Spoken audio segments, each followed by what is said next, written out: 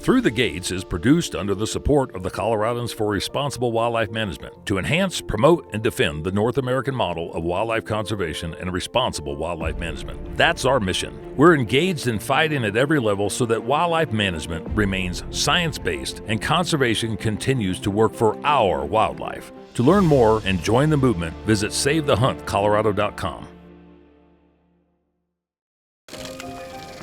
The North American model of wildlife conservation is the greatest conservation model in the world.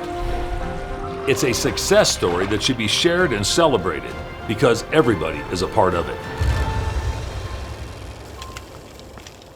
Well, we're here with another episode of Through the Gates. We're actually at the Mile High Hunt and Fish Expo at the Gaylord Convention Center in Denver, Colorado. The show's going on April 11th to the 13th. We're trying to compile a bunch of different interviews and spots with different vendors and people that are fighting a lot of different things here in the state of Colorado. Right now we've got Chris Jurney. Chris Jurney's with the Colorado Conservation Alliance, and I've known Chris for a long time. Matter of fact, we've served on a bunch of different boards and committees together. He's a longtime outfitter from the northwest part of the state up in Craig, Colorado, and he also has formulated a coalition to address some of the wolf issues that we've had to deal with since 2020. So we're going to take a couple minutes, talk to Chris, and hope you guys enjoy the conversation. So Chris, you've been an outfitter in the state of Colorado for the better part of your life. Yeah, 35 years as a registered outfitter. And you sold that business. I did. To Tyler Emmerich. Correct. Still CJ Outfitters. Right. Give him a little bit of a plug because he's a big supporter in everything we're doing. Right.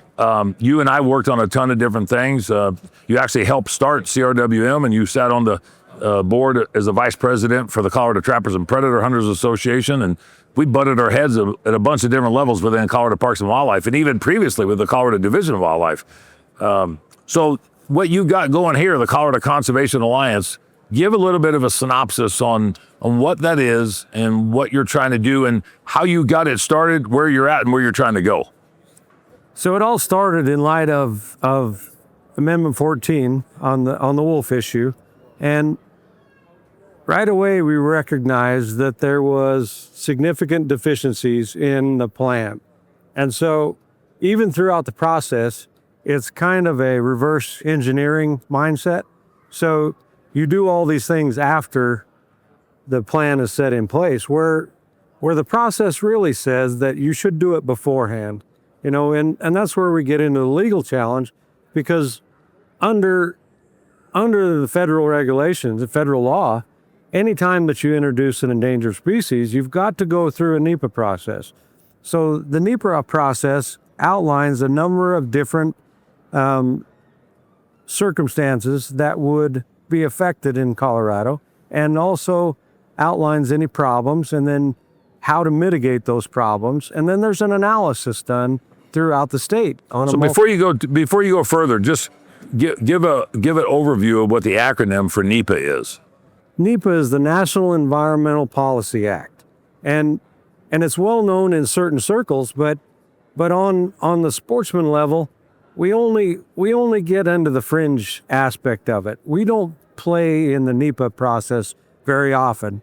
And oil and gas plays in a lot. The environmental activists use NEPA as a regular tool to stop any kind of movement that they don't like. And there again, they use it as a weapon to stop any kind of productivity, whether it's oil and gas or grazing or expansion, except for the so-called green energy stuff, climate change stuff, solar panels and wind farms. They kind of seem to get a pass on that. But there again, it identifies the impacts in the human environment. We are part of the human environment, or part of the environment, regardless of what everybody would want to believe. And so all those different impacts are analyzed and then mitigated. And the basis of this is that process was not done. It was not looked at, and it should have been looked at prior to 114 even being on the ballot. The problem with it is that when you look at the way that it was handled, right? The framers of 114 decided to bypass the regular Wildlife Commission process of introducing a species. And so they went straight to the ballot. Well, if it was so good of an idea, why would they do that? Why would they bypass their normal, regular procedure? Because anytime that we look at a species in Colorado, we look at the benefits, and we don't look so much as the negative impacts. But the problem is wolves are a high impact species, and they will affect a number of different things. So does the Colorado Conservation Alliance have a problem with the ballot box biology part of it more than the process that was actually implemented from the ballot box biology? Well, it's a combination of those, because when you look at the proper procedure, they didn't follow the procedure to begin with. And then another aspect of that would be the resource management plan updates. So those are done on a national level, and sage grouse are a great example of the NEPA process. And they've done that over and over and over on multiple aspects, but and they're not a high impact species. So when you get something like a wolf onto the landscape, that, as we can see what's happening out there, it does have significant impacts. And so it reaches a multitude of levels. Well, all those levels should be identified. And one of the main things is could the wolves have existed in Colorado without conflict? And so when you look at where they decided to dump wolves, right? So the number one places where they're dumping wolves are 10 miles from towns within ranching communities. And then they're not staying there. They're we've seen moving. Even a lot of the latest articles that come up where wolves have traveled 300, 400, 500 miles back and forth, maybe looking for where they came from, exactly, but also looking for a new place to live. Exactly. And so, you get into the problems of actually translocating wildlife, and that can occur on multiple levels. And so to have a head start with that, all those processes should have been identified to where we would reduce any kind of impacts, and that the wolves could have a chance for survival if they were applicable, if Colorado was truly suitable for wolves. But that was never identified. And that's part of the whole process. Exactly. That was omitted or just jumped across. Exactly. So what's the ultimate goal from the Colorado Conservation Alliance to be able to turn around and try to hold administrative feet to the fire, so to speak, and to make sure that things, are you trying to go backwards and make sure things are done like they should have been done? Or is the overall intent just to turn around and stop wolf introduction and restoration?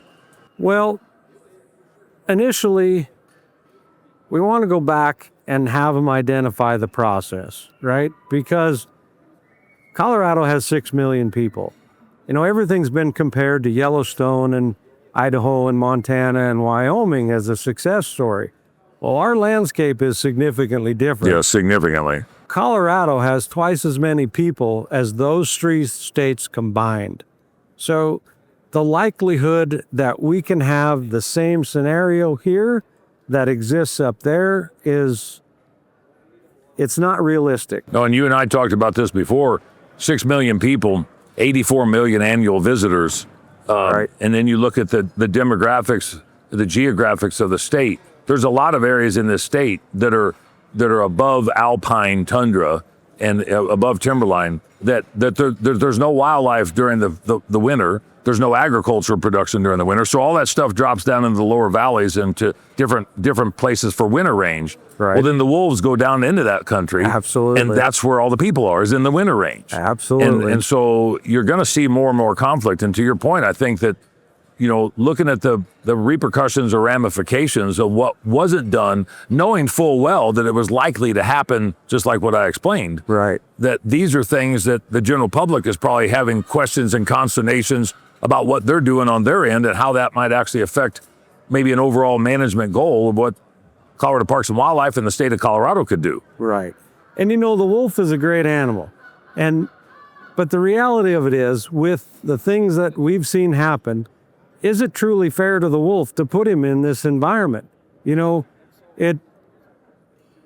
question is, we have a different wolf than was here before that's trying to be translocated and introduced. And so with the changing demographics of Colorado and the expansion, of the urban landscape out into the rural countryside. Well, the question is, can they exist without conflict? And the problem is where do you put the overall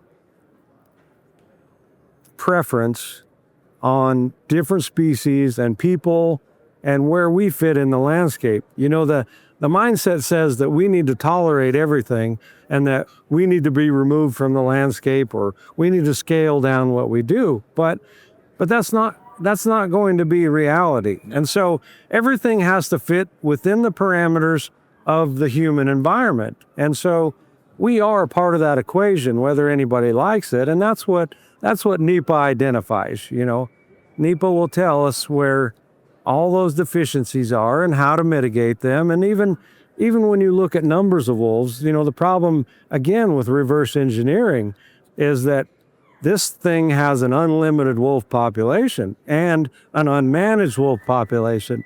Well, those scenarios aren't going to work very well. And whether we think that, you know, in some kind of unrealistic world that they can, there are different things that are going to affect that no matter what. And our ungulate populations as well are not quite what everybody says or what's reported. And that doesn't even address the human-animal conflict or what's best for the wolf itself. No. and how it affects, as we often talk about, the other 960 species of wildlife in Colorado. Kind of wrapping this up and trying to do short stints here at the Mile High Hunt and Fish Expo, what would be something that the general public or interested parties could do over the course of the next 30, 60, 90 days, or as all of this wolf conversation continues to surface to the top of discussion? Well, one thing I think is everybody needs to get educated, right? Throughout the process and what that was, and keep the emotions in check. But there are steps in place, you know, through the litigation and through the process that can have the effect and the outcome that we're looking for.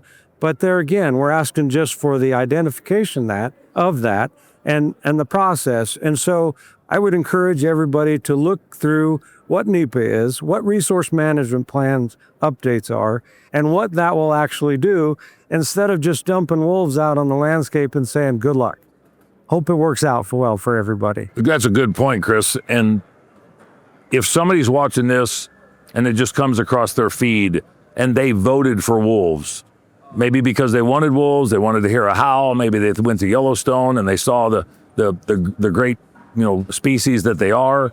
If you were to turn around and have one thing to say to them that would maybe not change their mind, but get them to understand the point of what science-based wildlife management is, what would you tell that person that voted for wolves in 2020 that you would like them to know about the intricacies or the complexities of wolf introduction and restoration and what's happened since 2020? Well, again, I would ask them to get educated and base a lot of your knowledge on the process and then what's happening now on the landscape. And look at the comparison between the two. Look at the comparison to the other states versus Colorado.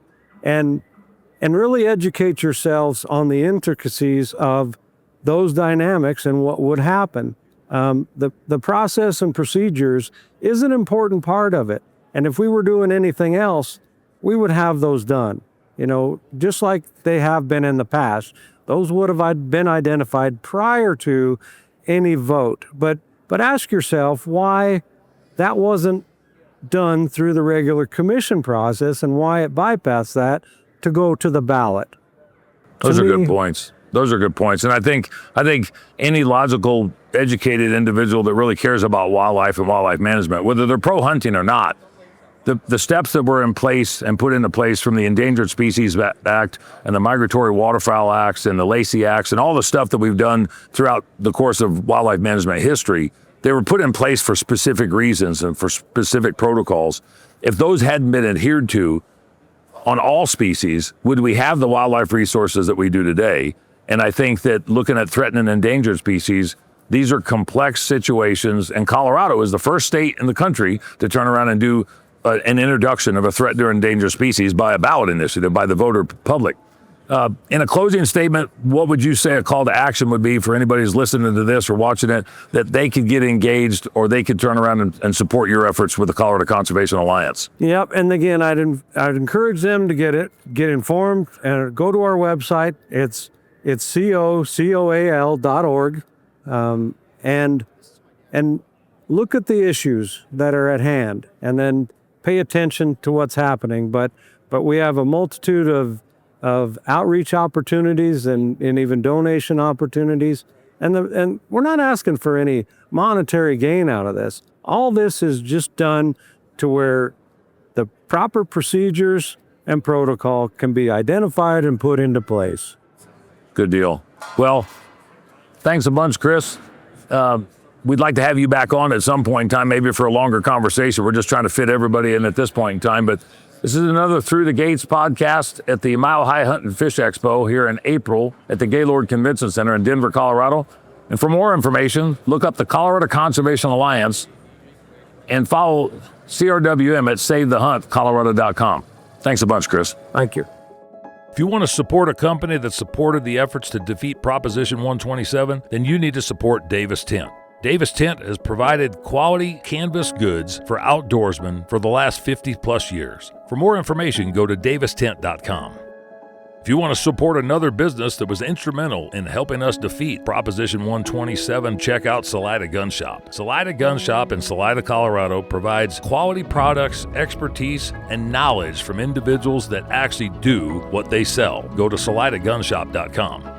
Listen to the advice of Cameron Haynes and support companies that are supporting your cause and your efforts. Minturn Anglers is one of those companies. Minturn Anglers provides product and fishing excursions in Colorado and are second to none. For more information, go to minturnanglers.com. So we're here at the Mile High Hunt and Fish Expo, Denver, Colorado at the Gaylord Convention Center. Another follow-up on one of our good guests for Through the Gates, the Save the Hunt podcast. And today I'm here with Scott Murdoch, District Wildlife Manager of Colorado Parks and Wildlife. And Scott, appreciate you taking the time and a little bit of an update of what's going on in your world.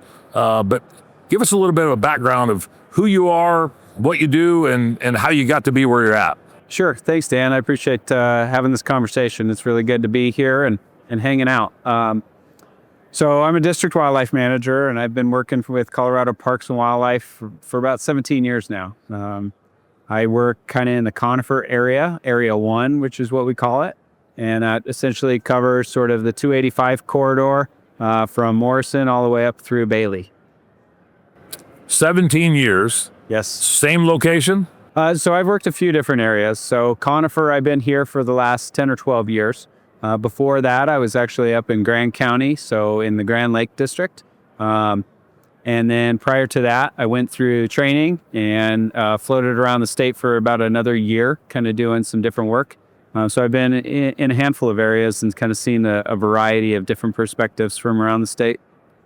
Different in Grand County or Lake County up there now compared to what it maybe used to be. Oh, most definitely. Yeah, right in different levels. Yeah, totally. You know, not only the demographic with how things have developed up there, but certainly we have, different critters that live up there too now. So, yeah. Yep. And that's brought up a lot of concerns at a lot of different levels that I think, and we won't get into the discussion about wolves, but some areas of the state that don't have the complexities of the restoration of wolves under Proposition 114 might not fully understand just the complexities of that introduction. And so I'm saying this, from a game warden standpoint, which I'm not, but a game warden in Cortez right now might not have to deal with the things that somebody in Lake County or in Pitkin County is having to deal with. But that's not just on wolves or anything else. That's people. That's the changing demographics of society over the course of the last 20 years.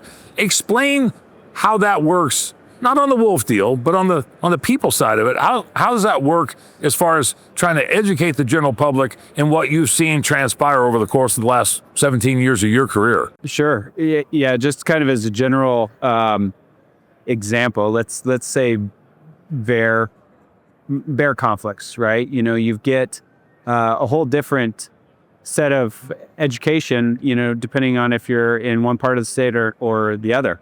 Right? Just in the conifer area, we have the resident homeowners that live there, they work there, or maybe they commute down to Denver daily, but they live there. They live with the wildlife. They know what to expect.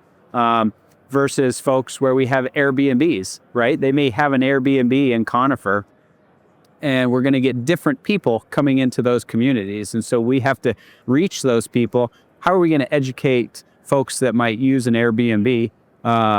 Because it's going to be different. Their knowledge base is going to be different than somebody Right. who lives up in that community every day. And this can be applied to any different type of education, whether it be, livestock damage, whether it be to, basic hunting issues, or to, really any of the wildlife. It could be Everybody's- nuisance wildlife. Totally. It could be injured wildlife or orphaned wildlife or trash raiding wildlife or whatever it might be. Yep. People's perspectives have got to be a lot different depending on geographical area. But just the timeline from when you first became a district wildlife manager to today, Yep. it's had to have changed significantly. Yeah. Obviously the Colorado's demographics have changed significantly. And when I lived up in Grand Lake, that was much more of a rural lifestyle. There's a lot more ranchers, stuff like that. And so folks grew up kind of interacting and living with the wildlife. I would say even, when you go and do school programs, those kids know what the wildlife is. I'd come in with hides and horns and antlers, and I'd ask kids, hey, what is this? And kids would know. When I do inner city programs, the kids do not know. They have no idea. Have no idea what these animals, and they may have their only encounter in the mountains might be, with like Jeffco, they do outdoor lab. And so that's maybe their only time they've been into the mountains is when they've gone through their school. And so, what we take for granted of being out in the outdoors most days and seeing deer and elk and moose and whatever, I don't pull my camera out every time I see a deer to take a picture of it. But for some folks, like, that is a really big deal.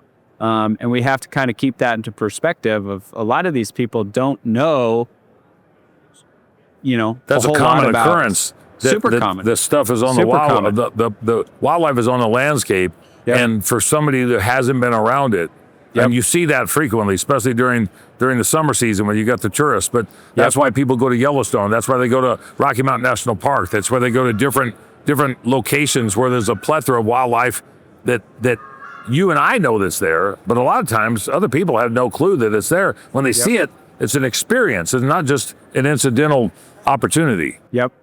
Yeah, I think one of the challenges too is that, we come to things like this, the Mile High Hunt and Fish Expo, which is a great way to connect with our sportsmen and women.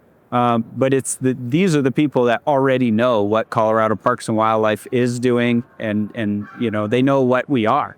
Where we don't necessarily connect is other groups, right? And so it's a lot of that is how do you connect with those groups that maybe don't have a sort of a previous knowledge base with. So I'm going to play Colorado devil's Parks. advocate here.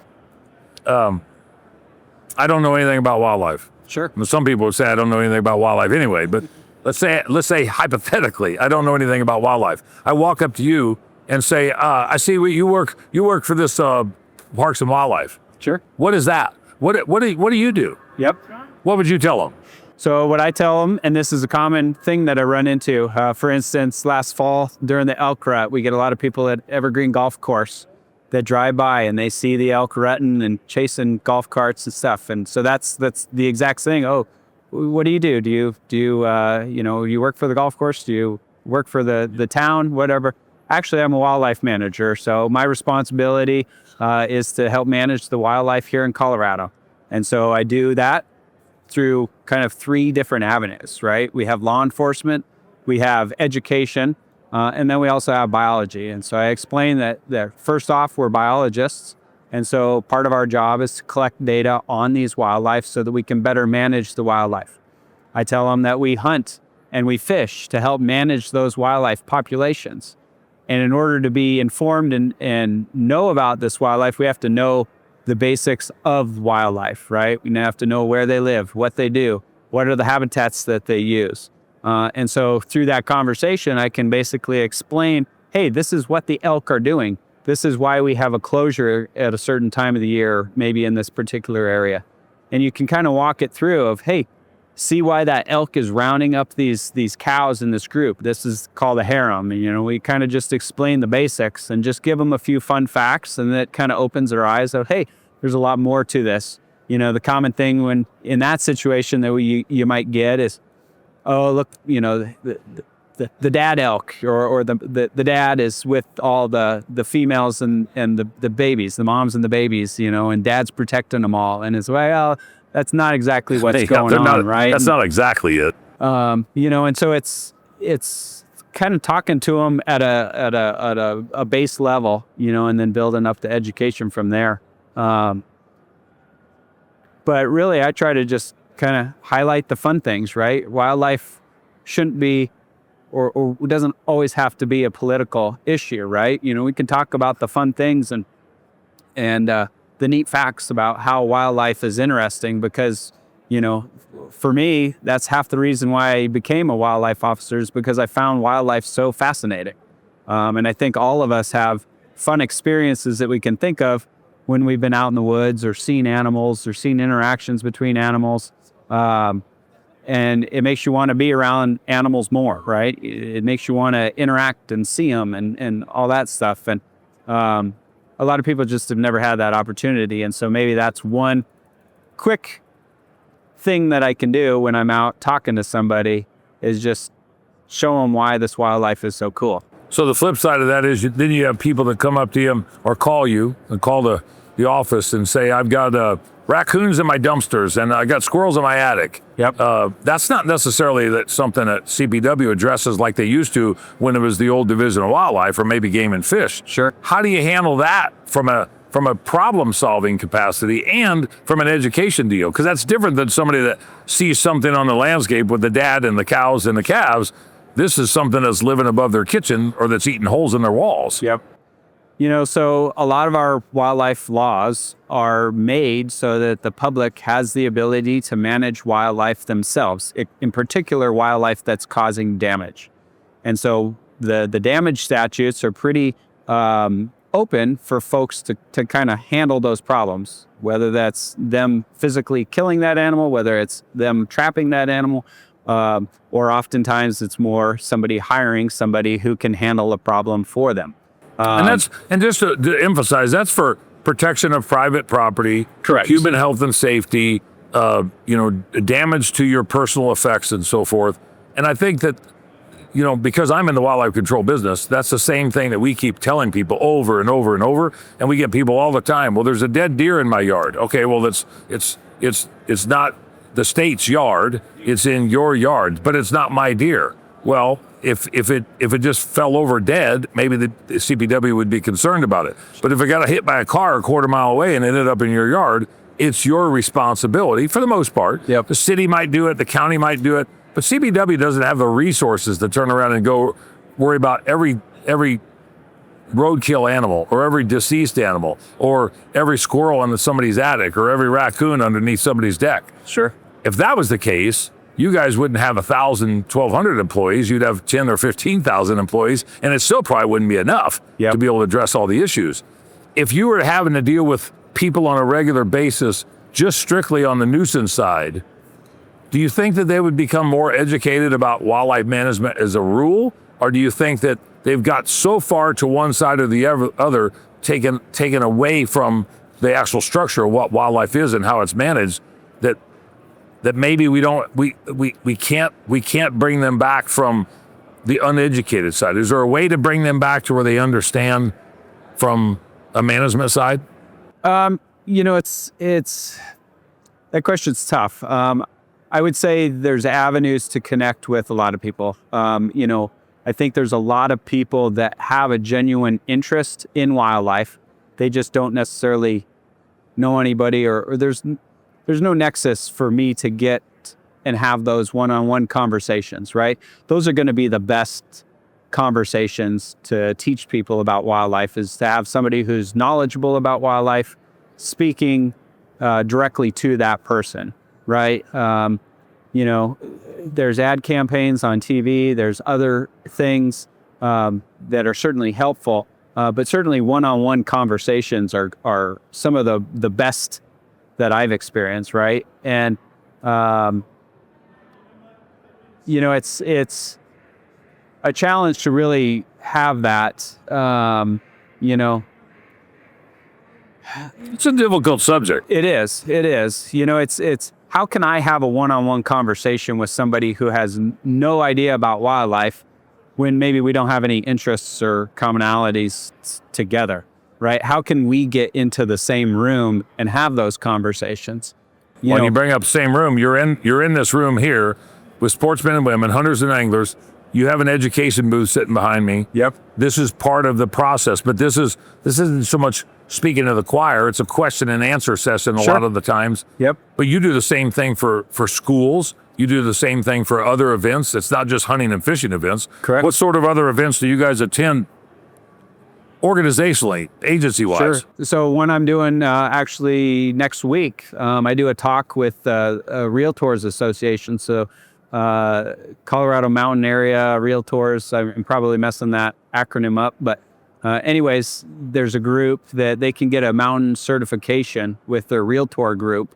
And so in theory, right, as people move up into the mountains, they may or may not know how to interact and live with wildlife. And so by educating the Realtors, and they actually get a certification for doing so, it's part of their continuing education, is that they can help spread the word on wildlife management. So I do a 2-hour class for Realtors that have registered for our class, and they help educate their clients on living with wildlife. We talk about things like bears and lions, moose, all the small critters, that type of stuff. Well, and that's interesting too, because a lot of people move for the experience. They move for the living around wildlife until they have to live with it. Until they have to live with it. And because I'm a control operator, because you deal with the similar type things at a different level. Yep.